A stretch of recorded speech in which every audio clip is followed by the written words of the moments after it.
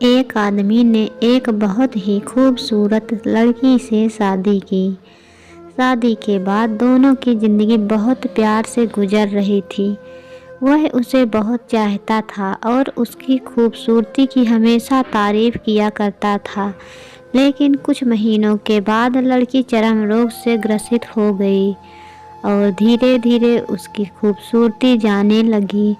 खुद को इस तरह देख उसके मन में डर समाने लगा कि यदि वह बदसूरत हो गई तो उसका पति उससे नफरत करने लगेगा और वह उसकी नफरत बर्दाश्त नहीं कर पाएगी।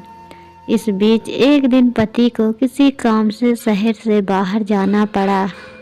काम खत्म कर जब वह घर वापस लौट रहा था, उसका एक्सीडेंट हो गया।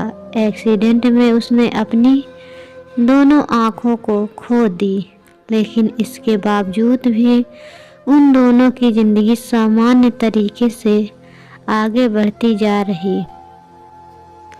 समय गुजरता रहा और अपने चरम रोग के कारण लड़की ने अपनी खूबसूरती पूरी तरह गंवा दी।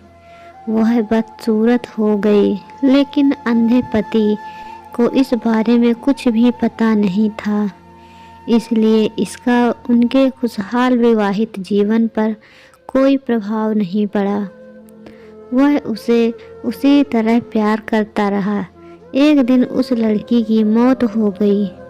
पति अब अकेला हो गया था। वह बहुत दुखी था। वह उस शहर को छोड़कर जाना चाहता था।